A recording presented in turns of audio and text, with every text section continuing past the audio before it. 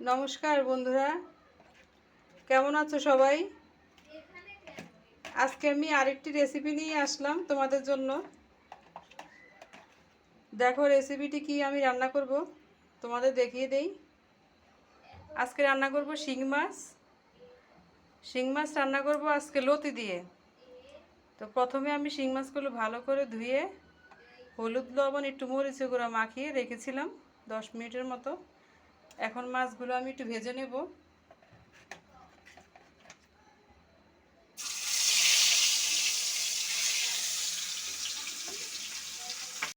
মাছগুলো দিয়ে দিলাম, হালকা করে ভেজে নেব। মাছগুলো ভাজা হয়ে গেছে, নামিয়ে ফেলেছি। ফোড়নে জিরা দেব,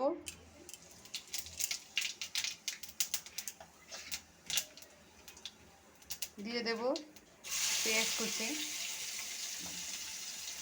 পেঁয়াজটা একটু বেশি করে দেব, একটু ভাজা ভাজা করে নেব। পরিমাণ মতো লবণ দেব।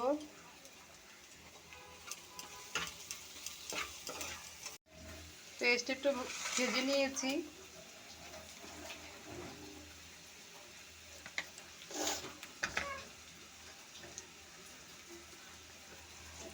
এক চামচ রসুন বাটা ভালো করে মিশিয়ে একটু ভাজা ভাজা করে নেব।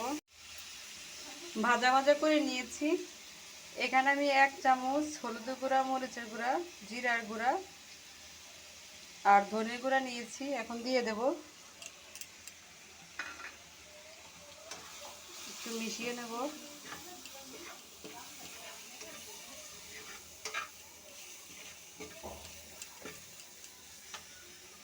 একটু জল দিয়ে দিচ্ছি,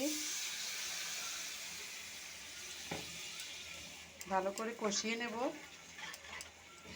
দেখো কষানো প্রায় হয়ে গেছে, তেল উপরে উঠে গেছে। আমি আরেকটু জল দেব।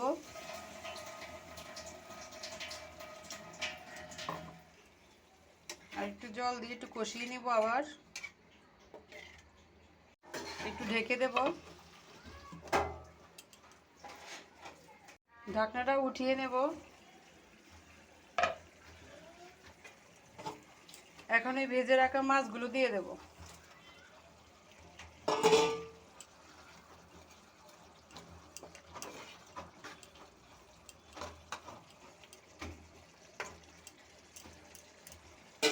আবার একটু ঢেকে দেব। 2 মিনিটের মতো ঢেকে রেখেছিলাম। এখন ঢাকনিটা উঠিয়ে নিলাম। এখানে আমি লতিটা একটু সিদ্ধ করে নিয়েছিলাম, এখন দিয়ে দেব।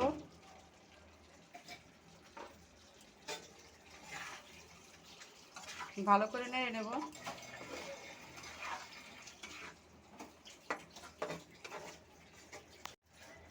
5 মিনিটের মতো ঢেকে রাখবো চুলার আঁচটা কমিয়ে।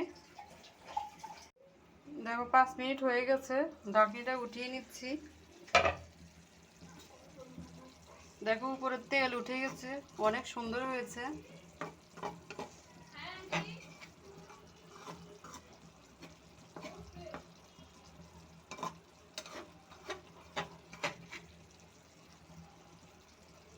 হয়ে গেছে, এখন নামিয়ে ফেলবো।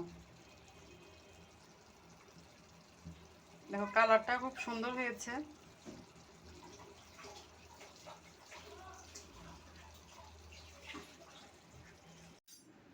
দেখো নামিয়ে ফেলেছি। রেসিপিটি দেখে তোমাদের যদি ভালো লাগে তারা লাইক কমেন্ট সাবস্ক্রাইব করো, আর যারা ফেসবুক থেকে দেখবে তারা লাইক কমেন্ট ফলো করে দিও। রেসিপিটি কেমন হয়েছে তোমরা আমাকে জানিও কমেন্টে। আশা করি তোমরা এইভাবে করে খেলে অনেক ভালো লাগবে। সবাই ভালো থাকো, সুস্থ থাকো। সামনে আরেকটি রেসিপি নিয়ে আসবো।